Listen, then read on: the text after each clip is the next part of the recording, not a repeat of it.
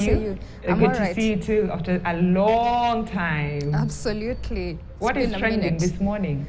A lot has been making headlines over this past weekend. We have the China Square issue. We have, the lady, First Lady Flotters was in the country the other day. We have the LGBTQ, and we have Salim Davadi issue. But let me begin with the China Square issue. Whereby there was a storm, when the CS for Trade, Moses Kuria, came out strongly saying that we welcome China to Kenya as manufacturers and no traders. This came from the China Square saga, where we have the Lei Cheng, this businessman who has a very big supermarket there, that he's selling product at very affordable prices, which he said when he opened the supermarket in January this year, the first 2 weeks he was actually able to sell 20 million, and on a bad day, for the 2 weeks, he sells like 10 million. So he felt like business is really good and is bringing affordable commodities to the people, especially this period when people are, grappling with the really high cost of living. And he felt that he is a solution to that high cost of living. But the trade CS is thinking different, and he actually took it a notch higher and told extended the offer to the Vice Chancellor of Kenyatta University, Professor Wainaina. He told him that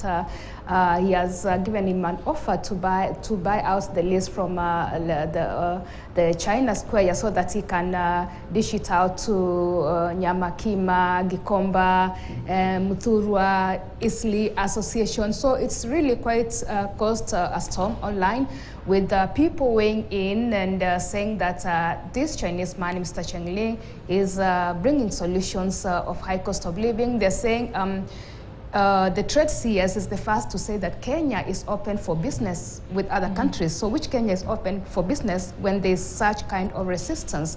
So this, there's all kind of mixed reactions, because at one point there's all queues on going to the supermarket to buy the commodities, and on the other side there's traders saying that no, this is unfair competition from this Chinese man. So at the moment as we speak, Brenda, the China Square was temporarily closed. Going forward, we wait to hear what will happen, because the trade CS offered that they can partner with, Mr. Cheng Li and other like-minded businessmen in manufacturing. But when it comes to retail, it's a whole different story, Brenda. All right. And when you mentioned that name, it just reminds me on social media platforms, specifically YouTube.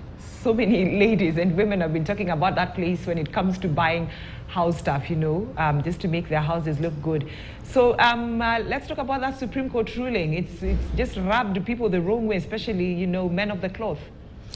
Brenda, that's another really, really big story that it's not sitting well with a lot of people. So there was that Supreme Court ruling on the LGBT community that gave them the leeway to go ahead and form, of course, the associations.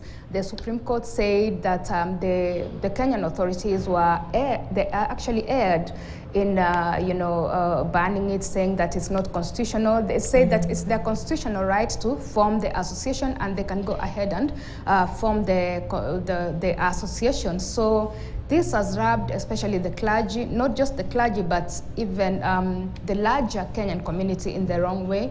They feel that the clergy feel that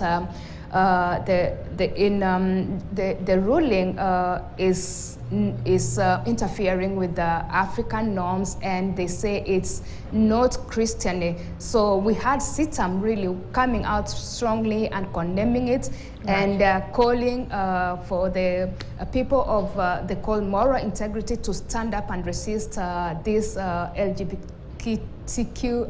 ruling by the Supreme Court. CITAM was not alone in this. There was Redeemed Gospel Church and several other churches that have come out to condemn the whole LGBTQ, being given, because they say that really Kenya is